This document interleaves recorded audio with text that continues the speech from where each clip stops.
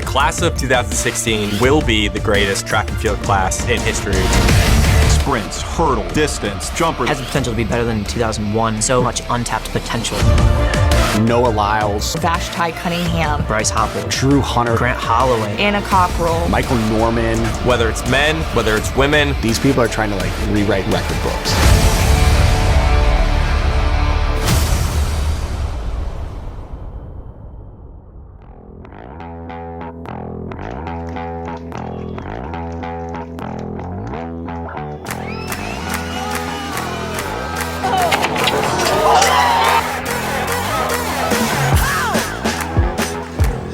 Chris Nilsen is one of the United States' best hopes in the pole vault looking forward to the Tokyo Olympics. He is a blue-collar kid that grew up in middle America. He might look like an average guy who, was in the ROTC. From a very young age, has blossomed into this incredible athlete that has Olympic futures.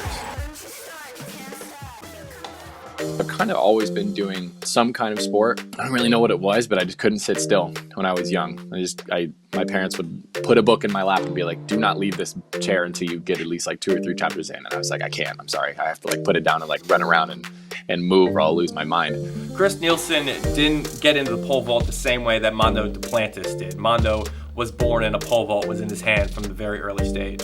Chris Nilsen actually was a soccer player all of his life. Track and field was kind of a weird last-minute offhand decision because I was very into soccer when I was in high school, and that's kind of what I wanted to do when I went to college. By meeting the right people at the right time, at the right age of his life, Chris was able to blossom. In the spring, didn't necessarily want to do the off-season training, so I went to track, and the only coach I knew that was out there was my 8th grade English teacher, Stephanie Yen. When she asked, I was like, this kind of seems like the craziest one to do, the one that I could probably, do a bunch of flips around and fly in the air, and maybe that seems the coolest one. And I would go up, I would take off in the pole vault, and the pole would not move far enough into the pit, and it would shoot me back out at the runway. I did that 3 times in a row on my first day pole vaulting.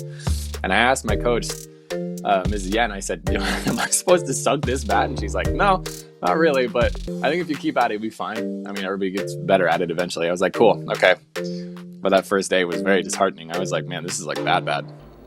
Chris attributes a lot of his ability to grow within sport at a young age from his ability to be coached. At the end of my sophomore year, I think I cleared 12'3", something like that, nothing super impressive. But then I went to a private coach at the start of my junior year. His name was Rick Addig, and he's coached at the University of Nebraska-Lincoln. And by the end of my junior year, I had jumped 17 feet.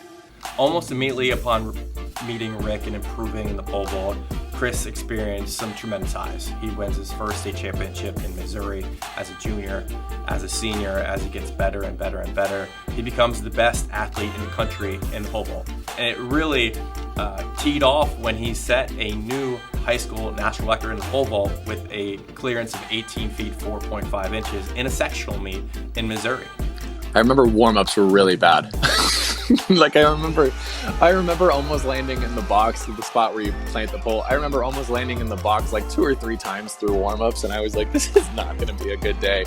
I put the ball up to 17.6, and I made it on a first attempt, and I looked to my coach, Rick Addig, and I kind of just gave him a shrug of the shoulders, what do we do now? And he's like, put it up the national record, try it. I was like, okay. And he just looked at me, and he's like, just slow down, you're going to make it. If you just plant and normally pole vault, you're fine. I was like, okay. I made it, but the bar bounced 6 inches off the pegs. And I'm looking at it, I was like, is that gonna stay? And then I got off the pit super slowly, super carefully, not to touch anything, don't even blow on the standard. I was so scared it was gonna fall or something. And everybody's screaming and jumping. I was like, don't jump too much, they're gonna knock off the bar. I think the day before this meet, I just graduated high school, so I was in such this weird, I'm done moment. And then I just went to state championship and jumped a 15.6 or something. Nothing impressive at all. I went and jumped a 15.6 and won it. And I was like, I'm done. Funny story about Chris, after he set a high school national record, he actually qualified for the U.S. Olympic trials in 2016. And now he was on the same stage as Sam Kendricks at the U.S. Olympic trials. And he was so starstruck at that venue that he didn't even clear bar.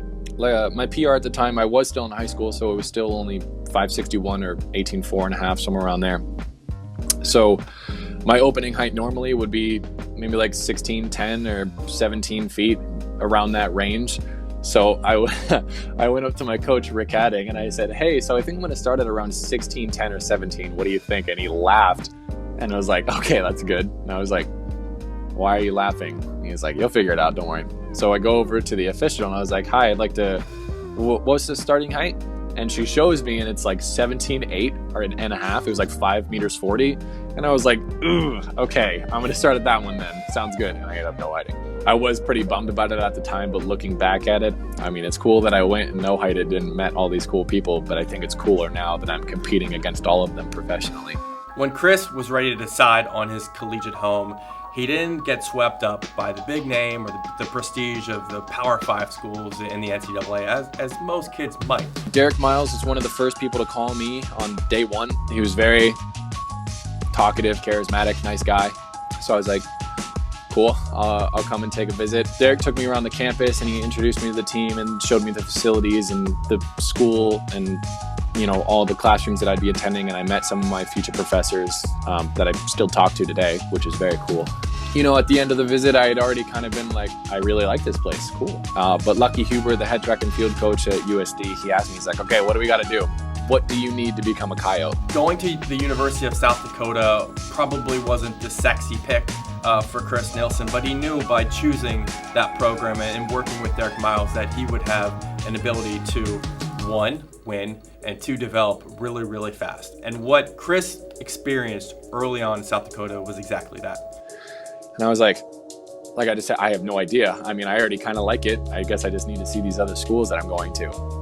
And Derek looks at me and he turns to me and he's like, okay, you can go anywhere in the country or anywhere in the world to any other school or any other coach to become a better pole vaulter, but you will never find a coach who cares about you more than I do. And I literally, immediately, I was like, done. Give me the papers. I'll sign right now. I don't care. And he's like, well, you can't sign now. You gotta wait till November. And I put my hand on the table and I said, I'm verbally committing to South Dakota right now. I'm not going to another school. And they were like, all right. That was that. He almost immediately won championships while he was at South Dakota. Over the course of his college career, he won 4 individual pole vault championships across indoor and outdoor campaigns. None bigger was his win over Mondo Duplantis in 2019 at the NCAA Outdoor Championships. I should probably preface this with, you know, the NCAA Championship of 2019, if I didn't show up, if I was not at the meet, it would still be one of the greatest pole vault competitions of all time. Probably the biggest moment in Chris's life was competing at the NCAA Outdoor Championships against Mondo Duplantis in 2019. If I wanted to win or get second, I would probably have to jump 19 feet or higher. It's Texas, you know, everyone jumps well at Texas. The runway's fast, it's always a tailwind, Texas is nice and sunny and hot. I just remember clearing bar after bar after bar. You know, when the bar went up to 590, I kind of knocked the bar around a little bit, but I did jump it on my first attempt. So I was like, oh, that's a PR. That's sweet. But I was still in disbelief. I was like, okay, cool, that's safe. I asked Derek, I was like, do we skip to 6 meters or do we jump 595? He's like, do you want a PR or do you want to win? And I was like, yes, both. And he's like, just jump 595. I was like, okay. So then I went and jumped 595 on the first attempt.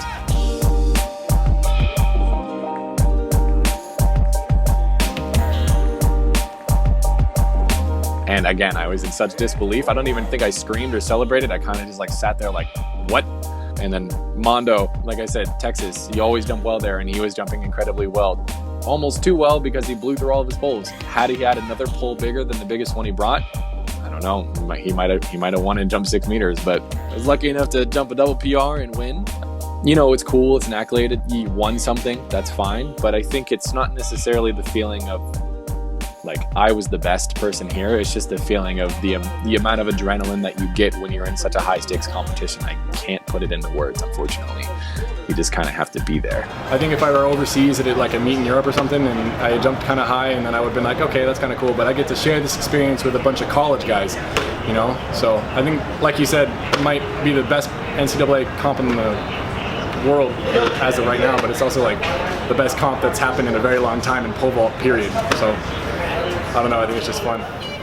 But then once COVID hit, there weren't opportunities for him to really, clear heights anymore, and it put into doubt that maybe timeline of when he wanted to go pro. We had gone to the Indoor National Championships in 2020 in New Mexico, and I was literally in an interview, and some man comes in and says, "It's done, it got canceled." And we were all like, "What?" So we went home. It didn't compete.